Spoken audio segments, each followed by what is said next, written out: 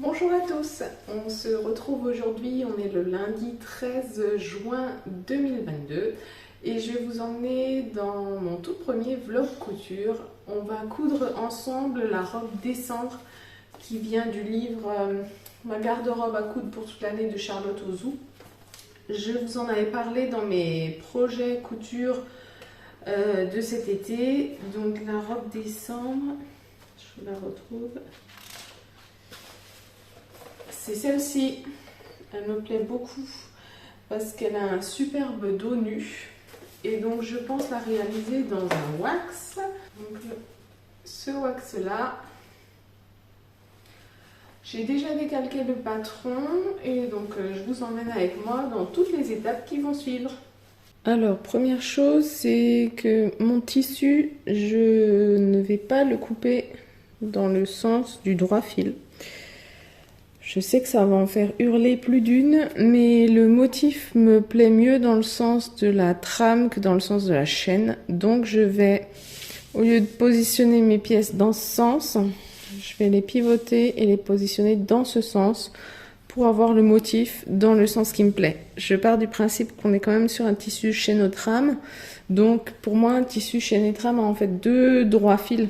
Le droit fil qui est dans le sens des lisières et celui qui est perpendiculaire. Je l'ai déjà fait dans d'autres tenues, ça fonctionne. On est d'accord, c'est un peu du système D, mais ça fonctionne. Donc moi je vais partir dans ce sens-là, puisque c'est le sens du motif qui me plaît le plus. Je vais commencer par positionner mes jupes, parce que j'ai regardé la longueur totale de la robe, ça me paraît un peu court. Je veux rajouter 10 cm au bas de la jupe, pour être sûre, comme je suis quand même assez grande, de ne pas avoir une robe trop courte, parce que j'aime pas ça. Donc je vais commencer par positionner mes jupes, et ensuite dans le morceau de tissu qui me restera au-dessus, je positionnerai mes hauts et mes ceintures.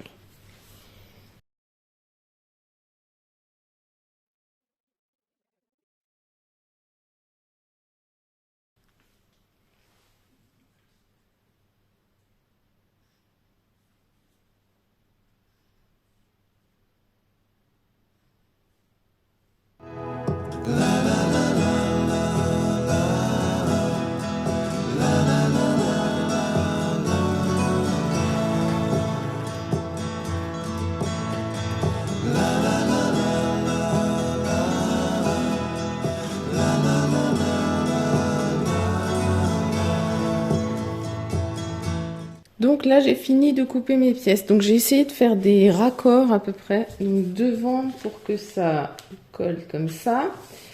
Les raccords les plus importants c'est les raccords d'épaule, pour que les épaules restent sur le même motif. Pareil, j'ai fait des raccords pour la ceinture, donc la ceinture devant. Alors là il y aura une pince, ça va légèrement rétrécir la planète. Mais on reste quand même raccord au milieu devant, au début de la planète. Et sur l'autre côté, pareil, ça va être nickel. Donc même s'il y a la pince en moins, on reste vraiment super bien. Pour la ceinture dos, on se raccorde très bien ici. Et on reste dans le bleu là, comme ici. Donc on est vraiment nickel pour les raccords du haut. Après, dans la jupe, en bas, il y aura de toute façon des plis creux. Un ici, un là, etc. de l'autre côté. Et j'ai réussi à garder l'alignement du motif. Donc sur les côtés, j'aurai certainement pas de raccord. Non, j'en aurai pas. Mais on gardera ce rythme de 2 planètes, 3 planètes, 2 planètes, 3 planètes. Donc je pense que ça fera joli. Après, à quoi j'ai fait attention, donc ça c'est le panneau devant. Donc il est au pli, on a une répétition 3-2 sur la moitié de jupe et de nouveau 3-2 sur l'autre moitié de jupe. Donc ça va être sympa. Et ça en fait c'est la jupe dos.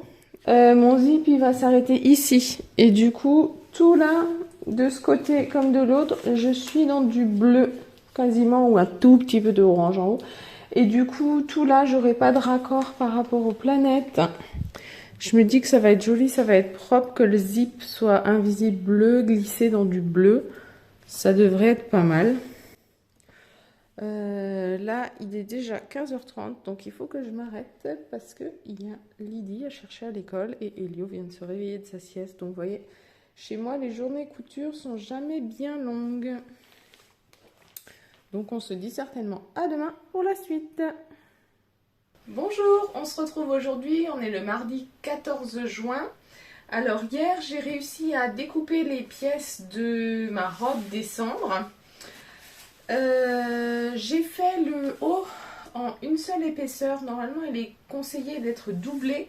Mais moi, comme j'utilise un wax, les deux côtés du tissu ont la même impression. Et du coup, il a une certaine rigidité. Donc, je vais déjà assembler le haut en une seule épaisseur. Et je verrai si ça me suffit en tant que maintien avant de couper une doublure si nécessaire. Je vais commencer à reporter toutes mes indications de patron sur mon tissu pour pouvoir préparer mes pinces, mes plis creux.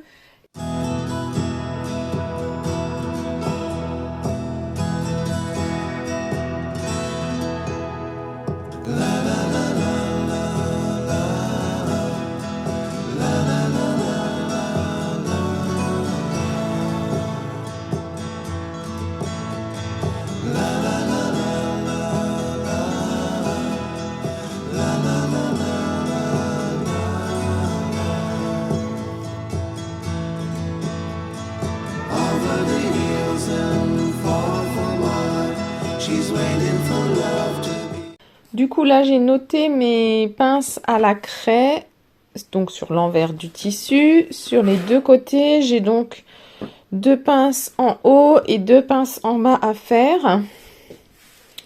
Donc, je vais les préformer, les épingler et je vais aller les pliquer. Ça, c'est la première étape. Quand je prépare mes pinces, je fais toujours en sorte d'aligner vraiment mes marquages à la craie des deux côtés. Donc je pique à travers le tissu dans mes deux lignes. Ensuite, je repique plus loin en vérifiant que je suis toujours exactement dans mes deux lignes. Donc là, c'est le cas. Donc là, mon épingle, elle est vraiment le long de la ligne des deux côtés. Je vais faire comme ça tout du long de la pince. Ensuite, je mettrai les pinces perpendiculairement et seulement après, je piquerai pour être sûr que ma pince est vraiment parfaitement alignée au tracé du patron et que ça sera joli sur le rendu final.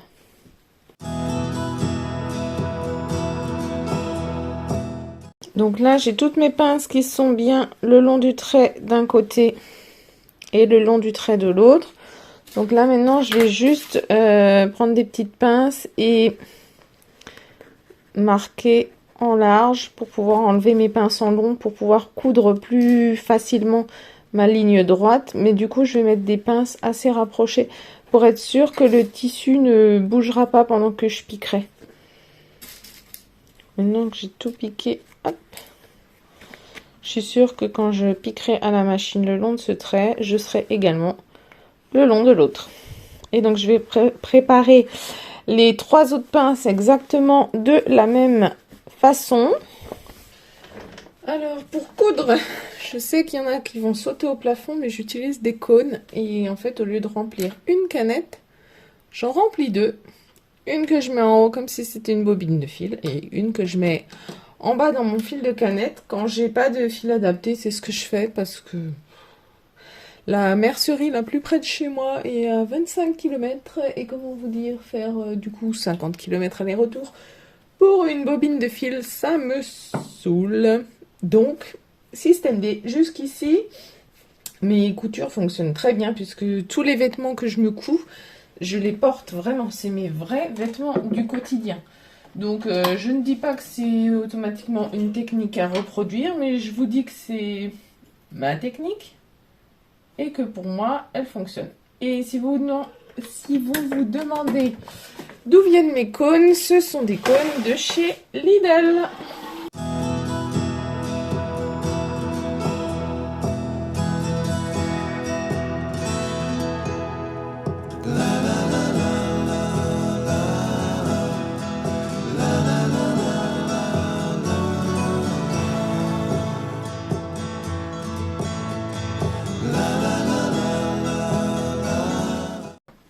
je fais pas de point d'arrêt à la fin.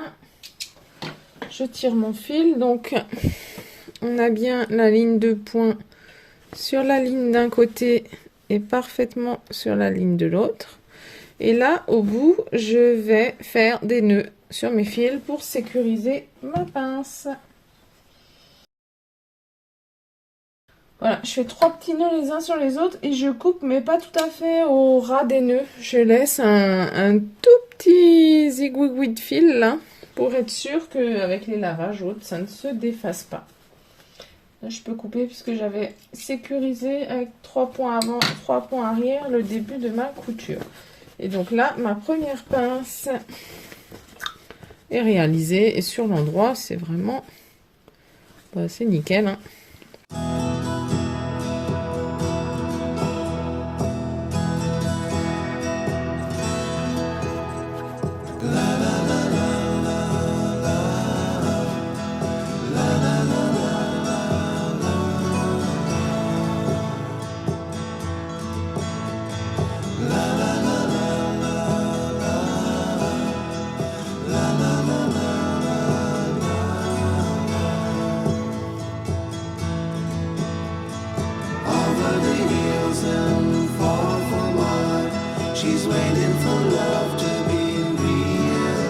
Donc maintenant, je vais assembler le devant avec le dos au niveau des épaules. Ensuite, il faudra que j'assemble les côtés du devant pour pouvoir ensuite fixer la ceinture.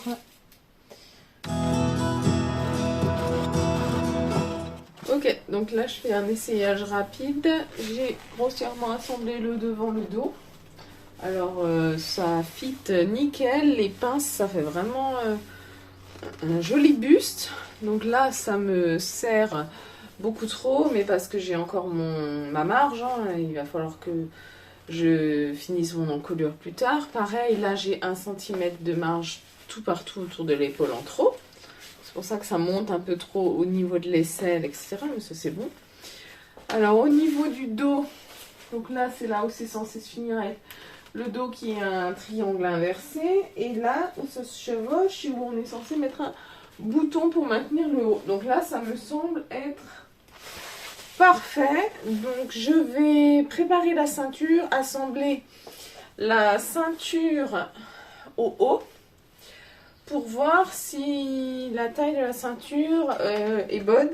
C'était surtout ça moi qui m'inquiétait. Bonjour, alors aujourd'hui on est le jeudi 16 juin. Alors on se retrouve, on en était resté là, j'avais fini d'assembler le haut du buste et j'avais fait les ceintures qui sont 2 fois, hein, puisque c'est une ceinture doublée. Donc j'ai vérifié que tout coïncidait bien au niveau des tailles ceinture dos, ça c'est bon.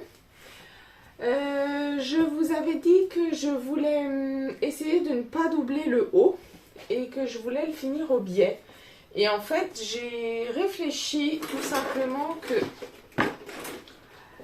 le dos il a un angle vraiment très pointu et je ne sais pas du tout comment finir ça au biais proprement. Je vais quand même doubler le haut. Je pense que ça m'apportera également une meilleure tenue puisque vu le dos nu qu'a cette robe, c'est une robe que je vais porter sans soutien-gorge. Donc je pense que je vais la doubler. Donc il faut que je recoupe cet après-midi les pièces devant et dos et que je refasse donc mon travail de pince. Je suis allée ce matin à la mercerie, j'ai trouvé mon zip invisible. Donc il faut aussi que je prépare les plis creux de la jupe, que je pose le zip sur la jupe et que j'assemble toutes les jupes pour n'avoir ensuite plus qu'à assembler la ceinture sur le buste et raccorder la jupe au tout. Voilà. À peu près le point où on en est et tout ce qui m'attend. Autant vous dire que ça ne sera pas fini aujourd'hui, on va encore continuer sur plusieurs jours.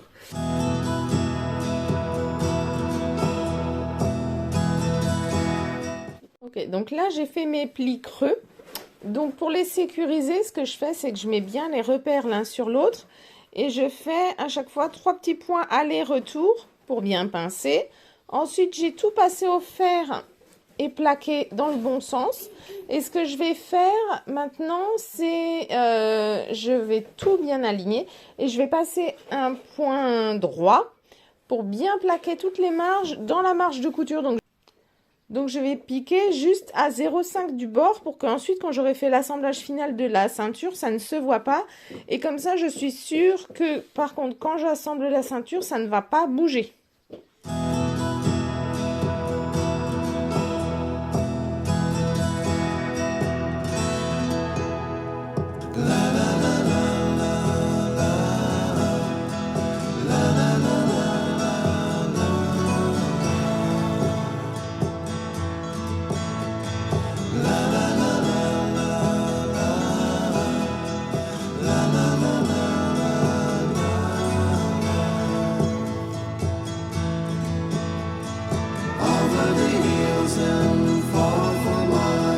She's waiting for love to be realized.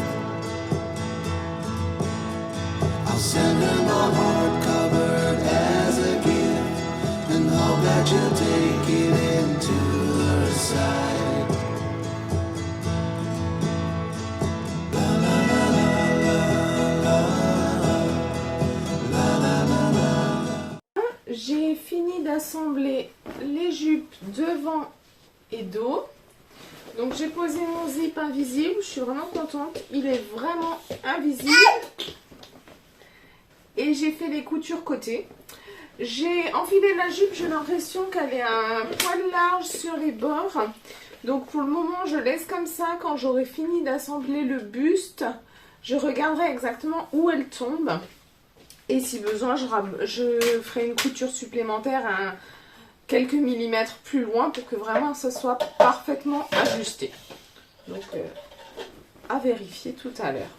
Donc là maintenant je vais couper mes doublures pour le buste haut et faire la deuxième partie du buste haut. Bonjour, donc on se retrouve aujourd'hui, c'est vendredi. Donc hier soir j'ai fini d'assembler mon haut avec sa doublure. J'ai cousu au niveau de l'encolure, au niveau des emmanchures et au niveau des coutures côté. Donc ça y est, c'est totalement doublé. J'ai bien repassé pour marquer. Je n'aurai pas besoin de surpiquer, ça se tient tout seul. Et donc on voit déjà là le dos. Il ne manquera plus que le bouton et la boutonnière qui va être très joli. Donc ce matin, je vais essayer d'assembler les ceintures au haut. Et ensuite, si j'ai le temps encore dans la journée, rassembler la jupe au tout et il me restera ensuite plus que l'ourlet de bas de jupe à faire.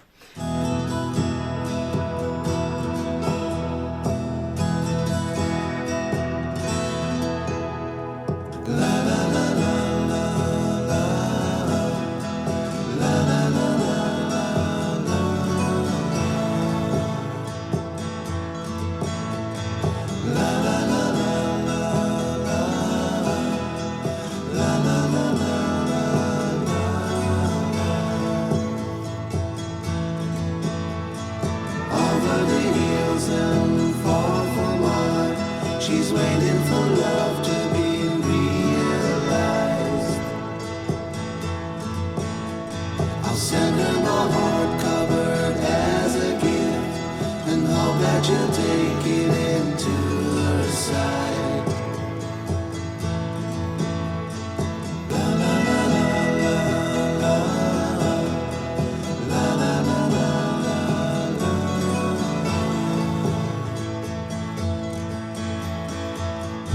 Et voilà, ma robe est terminée. Je suis vraiment super contente du rendu final. Je trouve que c'est un modèle de robe qui me va bien parce que ça marque la taille et ensuite c'est en évasé. Je suis très contente d'avoir rallongé la jupe de 10 cm. C'est vraiment la longueur qui me convient à moi pour être juste au-dessus du genou. Je pense que je la referai peut-être dans une version hivernale avec du coup la longueur assez courte qui était prévue. Parce qu'en hiver avec des collants opaques, ça peut donner vraiment un style très joli. Mais en été en tout cas moi c'est avec cette longueur que je me sens à l'aise. J'espère que cette vidéo vous a plu. Si vous n'êtes pas encore abonné à ma chaîne, je vous invite à le faire dès à présent. Et si ça vous intéresse, vous pouvez également me rejoindre sur Instagram, sur la page Quand Lily dort, maman coud. Tout pareil qu'ici sur YouTube. Je vous remercie d'être resté jusqu'ici. Je vous souhaite une belle soirée et je vous dis à bientôt.